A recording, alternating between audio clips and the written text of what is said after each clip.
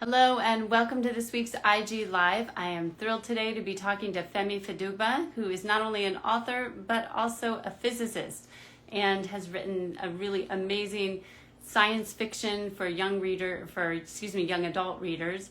And thank you for bearing with us. We are having some technical problems, but hopefully now we'll be able to get him on here with us. I was able to interview him a few years ago on Makeaway Media when his first book, The Upper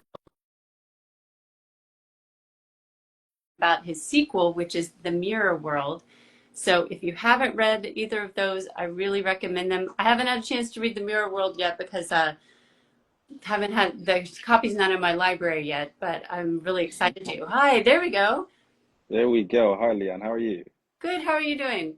I'm excellent, actually. Thank you for the patience, by the way. I'm Oh, not not. sure what Instagram was doing there, but I'm glad to be here.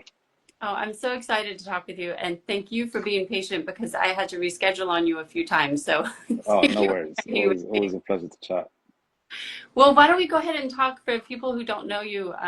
Tell us what was your journey to becoming an author, because I understand it was not something you had really thought about when you were younger. Yeah, it's interesting. I definitely, I sometimes feel a bit guilty talking about this because I think a lot of people who are authors have a desire from very young to Right. be an author, sort of like as a career aspiration. Um, And my journey is just very different. I think for me, my life has always been more about projects, sort Mm. of like what am I working on right now, um, and putting my all into that, and acquiring the skills I need to execute a project. So for me, the Upper World, my first book was all about really it was all about physics actually, which is often lost a little bit, but it was all about physics education, explaining physics to kids who don't usually have it explained to them in a way that they're gonna feel like it's worthwhile. And so for me, fiction was the way to make it engaging because the best way to hook anyone is to tell them a story. Right. And so once I realized that, I was like, okay, crap, I probably should figure out how to write a story. Um, and so that's how I became a quote unquote author. But I Mm. really do just feel like I wrote a book and I do feel like I successfully executed my project. I'm not sure if I feel like an author in terms of my identity. And I don't think that's necessarily me having imposter syndrome. I just it's just I have a different identity, I think, to a lot of people on this specific issue. What would you say is your identity if somebody asks you what you do or who you are? What would you say? Would you say you were a scientist? Probably not that. I probably would have a bit of imposter syndrome on that as well. Even though I do think I do science in different ways, and I certainly work in science outreach and education. Right. And I published original science as well. So there's different things I could claim, but if I was being really honest about my identity, I'd probably go back to my earliest aspirations for career-wise, like my career when I was probably maybe as young as 8, 9.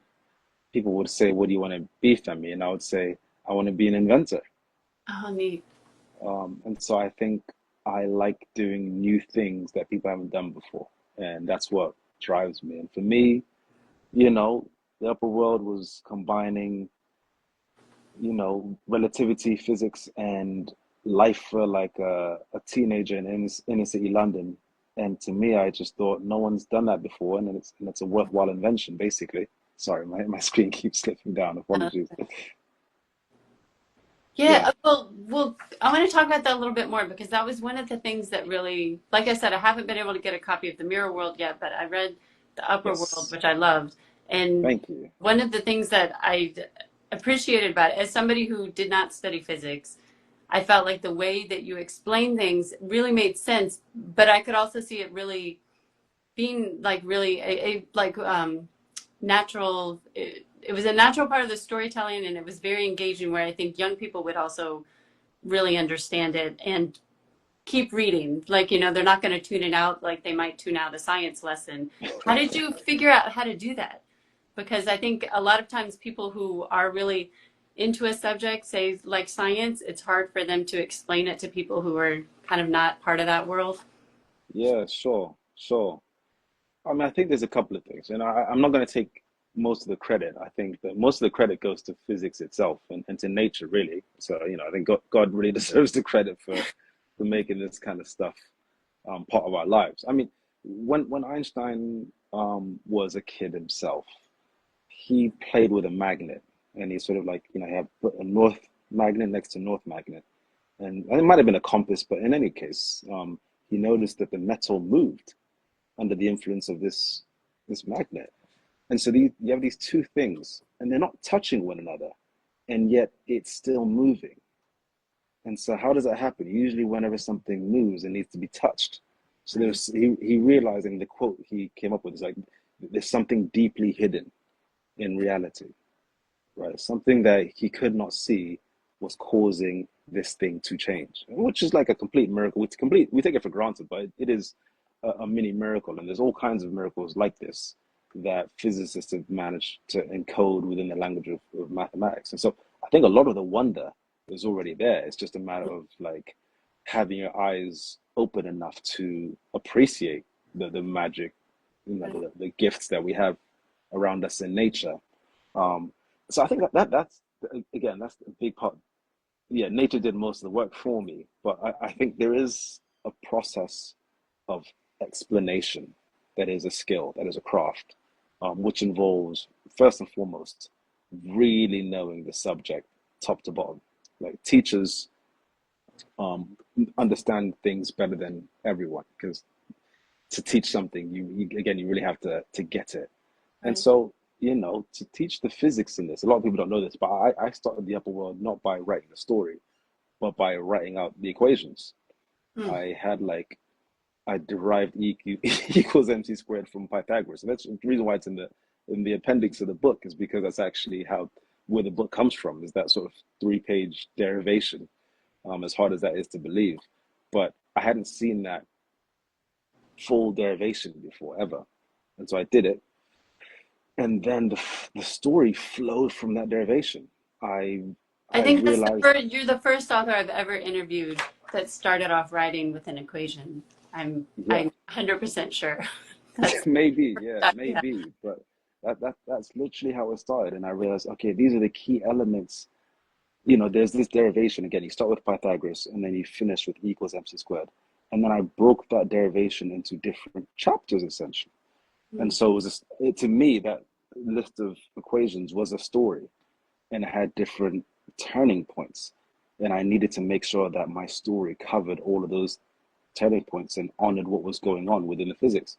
And then there was this weird thing. Again, I can't even take too much credit for this, because one of the things I discovered in the process of writing stories was just how magical that process is as well. Because I don't know where these ideas come from, to be honest with you. Well, actually, I increasingly over the course of my writing career believe that storytelling is an incredibly spiritual process. And so there was this serendipity where I wrote these equations, but the story just started assembling itself around it. And it wasn't like this thing where I had this genius connection of everything happening and planned it out meticulously. So much of it happened organically and just kind of arrived at the right times, right? I'd go for a walk or meet up with a friend, and that thing would provide the inspiration at just the right time that I'm writing that chapter for that person to tell that message. So yeah, it's amazing stuff. Yeah. Well, then that kind of leads to one of my questions is I was curious, did you have the mirror world kind of planned out or at least an idea of what you were going to do with the sequel when you finished the upper world, or did you have to kind of let the upper world sit for a little bit and then figure out what you were going to do with the sequel? I mean, like, did you always Yeah, have so it planned as a series? not necessarily, not in terms of the structuring of it, but what I did know all along from the very beginning was that the upper world was an origin story, Hmm. that it wasn't the main story. It was telling the story of how these two characters come to be the people who they need to be Hmm. to then become heroes. Right. And so it was always an origin story, which is why, it almost feels like there's a bit of tragedy. I mean, there's a decent amount of tragedy at the end of the upper world. And it's sort of like, on the one hand, I think there's hope as well, but there's definitely a lot to soak in there. And I think, to be honest with you, that is the making of heroes. You know, you have to go through some things that fundamentally change you Right. in terms of your ability to empathize with other people in a situation and go to darker depths than they can go to and help them. That I think that is kind of the definition of a hero is you go to a place that is dark, even when you don't have to, Right. but because the person in that place can't get out of it without you. Hmm. And so, how do you do that? Well, you have to go through some dark stuff yourself. And so, the upper world really, again, it was an origin story that was setting something up. I didn't know that the mirror world was that thing until I started writing it. And even the mirror world, I thought I knew what that was going to look like, but the story that I wrote at the end was very different to Hmm. the one I thought I was gonna write. Oh, I love that. Well, and I want to talk about, like you said, the characters goes through some really dark things because, we've talked about kind of the science part of it that, this is all derived from that one equation and then the physics of it. But it's also a real emotional journey, like you said. It's kind of their hero's journey. What do you want kids or teenagers, when they're reading this, what do you hope that they take away from it kind of on an emotional level? The truth, first and foremost. I hope that they feel like, I mean, I go to schools all the time and I talk to kids at assemblies and I give talks on physics, writing, whatever it is, and life, honestly. And think about teenagers, that specific group of people. Um, they can tell when you're bullshitting them and they sniff you out immediately. Like you have a few minutes to like earn their respect. And you don't earn their respect by like trying to be cool, because that is the fastest way to lose it. You just have to be honest. Mm. Um, and so I hope that they read these books and they get a level of honesty that respects their intelligence and their experience. Even though they're teenagers, teenagers have gone through a lot, they've seen a lot, they know what's going on. Mm. The only thing is they haven't learned how to act as well as adults have. But at that point, they know what's going on. And they need somebody who's going to tell it to them straight Right. and help them. And so teenagers will deal with death. I dealt with it when I was a teenager and I didn't expect to. And I wasn't even in a situation like Esther where I should have had to have dealt with it. And, so should is wrong word, but where you would expect it to have happened that way. But I did. And also in my early 30s as well. And so they need somebody who can talk them straight on that. And then the mirror world goes into a whole different realm of life experience. And a lot of it is around identity, which, I mean, you'd struggle to find any teenager right now who's not trying to understand what identity is and who they are, like just on a practical level. And I think, again, I went to a place where I'm pretty real about that. And so, again, for me, it's really just about a level of honesty that respects their experience and their intelligence and gives them a fresh point of view on different ways to navigate these life issues, basically. Yeah, and I read one place where you said that it would be great if they read the book and were inspired to study science, but you weren't even it didn't even have to be science specifically, but it's something where they kind of expanded their possibilities of what they thought they might be interested in or what they thought they could do. Could you talk a little Hmm. more about that? Yeah, for sure. I mean, I think so. There's two elements to that. One is just I know my own experience. I wasn't strong in school when I was younger. Like middle school, I was definitely struggling on all subjects except for art, actually. But that's a random fact. Um, but things like maths and science, even English, etc., I was really, really rubbish. But I just happened to have had a couple of adults in my life who intervened and kind of got me curious about these things. Mm. And that curiosity, just in one thing, was really about mathematics, actually. But that curiosity alone was enough to kind of build on itself. And it went from math to physics, and then, from physics to chemistry, then from chemistry to biology. And, a couple of decades later, and I'm writing a book in English, so, Yeah. sort of, I would have thought I'd had to be an English major to have done that. But what I think there's something deeper about just getting curious, and realizing that there's a corner of your mind that you didn't think existed before, and suddenly entering that room and being like, oh wow, it's quite spacious in here and there's a lot of things going on. And I think that is enough for you to then wonder, maybe there's some other rooms out here as well that I should check out. And so again, it doesn't, I'm not one of these people who believes that STEM is the be all and end all of education. I just think it's a really important part of the mind that more people should get to explore, because there's a lot of beauty there, and we all have it in our minds. It's not evolutionarily. I hear people all the time say, I'm not a maths person. And I get the idea that somebody might not be good at maths. That's completely believable. And I also get the part that there is some hard work involved in mastering maths. I get that, but to say I'm not a maths person is completely ridiculous, because we evolved. Our brains evolved from mathematical ability about 80,000 years. Like the the average human, by the time they're sort of, I want to say, 8 years old, has memorized over 50,000 words. And the number of syntactic rules that you have in between all of those words, they have a map in their mind of of syntax and relationships that is so vastly more complicated than anything a mathematics PhD will ever encounter. And the only difference is, they, in their sort of circles, you imagine a map with circles and lines. In their circles, there's words and verbs, and they have all of these rules, and they know exactly how to put it together. And in mathematics, it's just numbers, and the lines between them are plus and minus signs, but way more rudimentary and simple.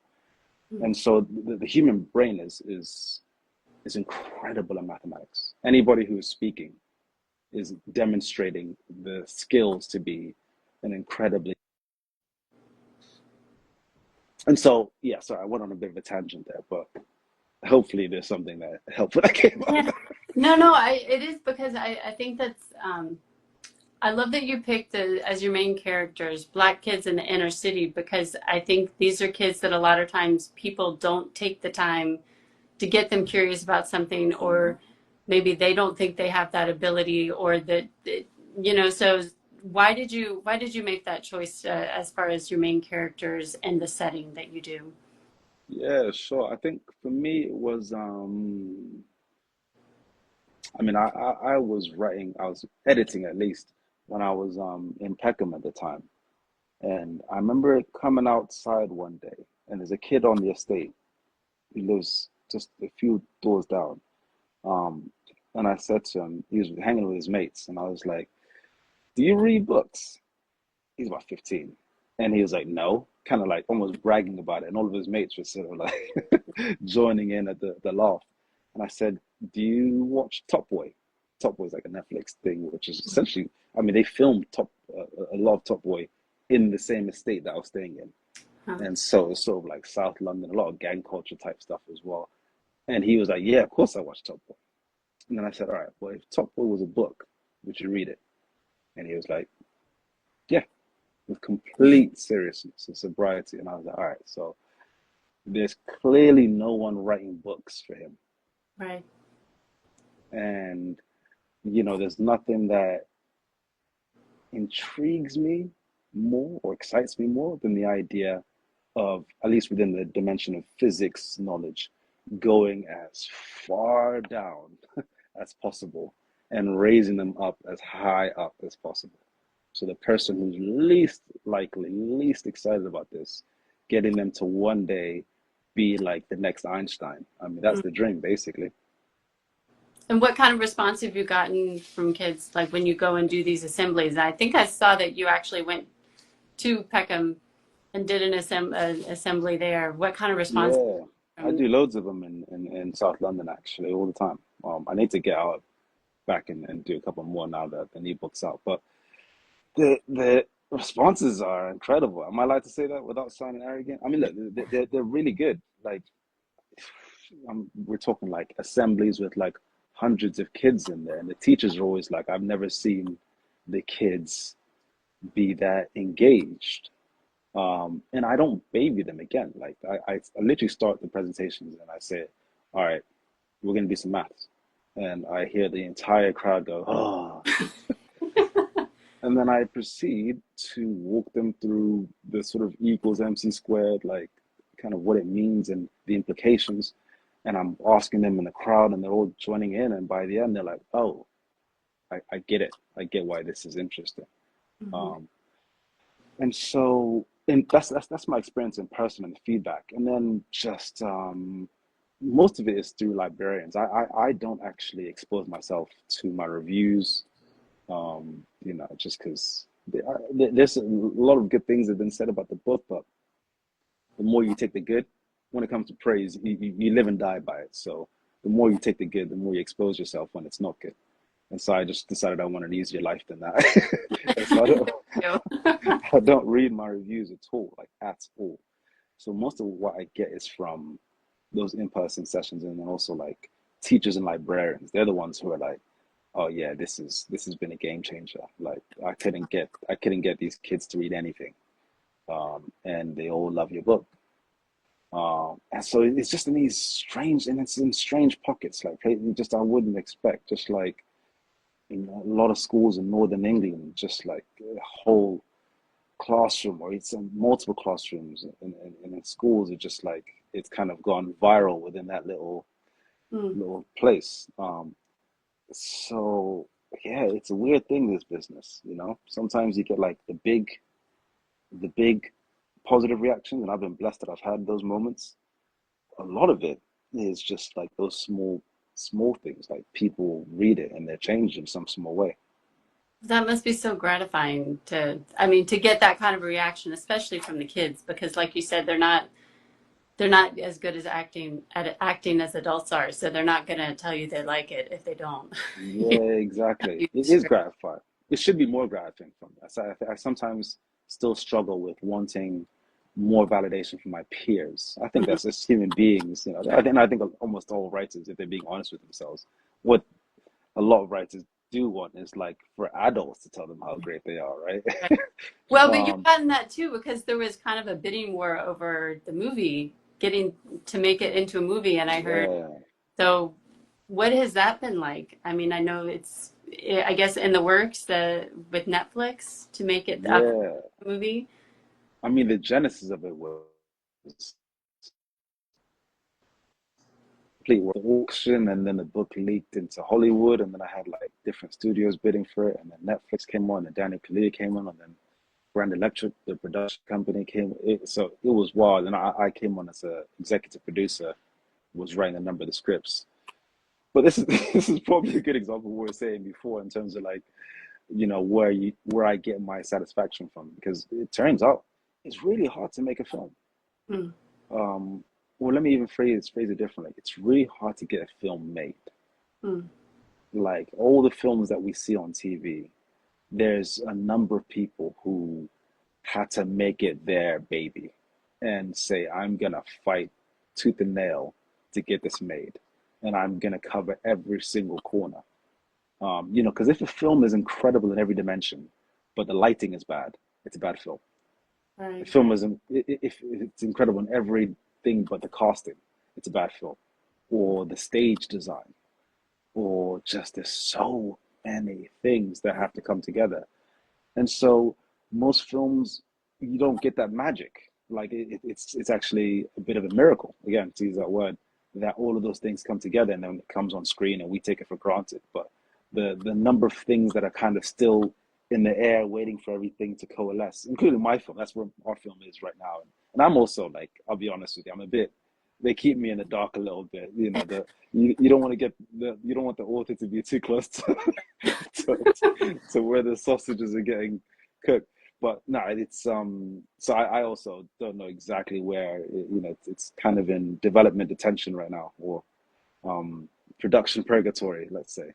But Netflix still, they've acquired it, and they haven't canceled it. So it's anywhere between being a soon to be tax write off or an Oscar winner. I'm not sure. Somewhere in Somewhere that in there. small band of possibilities.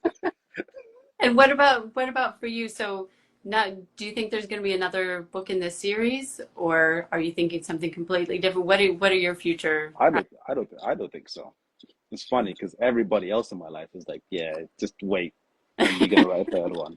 I don't think so. I think I finished the story, but there could be a continuation because I think sometimes stories do end, but there's just another story that comes along. So Mm. I am open to that, but I do think that it's complete. I think you could you could read the first book and be content. I think you could read the second book alone and be content, and I think you could read them both and be extra content. Right. So I'm content. Do you think that you would, if you do write something completely different, would you stay with this age group? Oh, that's a great question. That's a great question. I do think I owe adults a book, Hmm. but I don't know what that is. Adults are tricky. They're like judgmental and dishonest and That's so cynical, but true. I mean, it's not true. no, I'm including myself in that, right? So, it's maybe I'm projecting is all that's happening. But I think it's just a completely different challenge. I think with kids, I really could just say what I wanted to say. With Right. adults, that would be a harder challenge for me because there's so many different agendas that come with Mm. having 30 years of experience. And so I think I'm still a little bit fearful of the adult reception to my writing. And so I'd have to find something a message that was sufficiently worth saying for Right. me to be willing to take that risk. Basically, it is a risk, it's a cost, but everything comes with a cost. So it's just about whether the value is there. Like I'll put myself on the line if it's for a worthy cause. Right. Well, I hope you do it because as an adult, I read The Upper World and just loved it. So, and Thank you. I think adults could read it. I mean, like I did, and get a lot out of it. It's just such a good story. I mean, and like I said, I won't say I'm not a science person, but I mean, that's not what I studied. So but I still, So, like, I got it, like I understood the concepts that you were talking about, and also just got really involved into the story, and kind of it's also very philosophical. We didn't yeah, really it talk is. on that, Yeah, and I don't want to take up too much of your time because we've already gone for a while, but I'll just throw that in there for people who haven't read it, that there's a lot of, what about there's free a lot will, and what about fate, and for sure. what difference does it make what choices I do if things are kind of, already determined in the future. Absolutely. So it Yeah. gives you a lot to think about. Yeah, there's a phrase that every decent physicist is a armchair metaphysicist. I There's only so much you can get into the mystery of like like I said, things being deeply hidden. Then you're like, hold on, but why? What does that And then mean? Right, yeah, right. exactly right. So you're always one question away from philosophy. Well, thank you so much for taking the time to talk with us. This is such a treat to get to Yeah, talk to you for today. me as well. Thank you for making the time. Thank you for supporting kids reading and for supporting the book as well. I really appreciate it. It was a pleasure to chat again. Well, I look forward to everything else that you do. We'll be watching, and we'll share about it in our stories whenever you decide what your next project is. I appreciate it. We'll be in touch. Cheers, Leon. All right, bye everybody. Anybody joining us late, this is going to be up on Instagram in a few minutes and later on our YouTube channel. Bye everybody.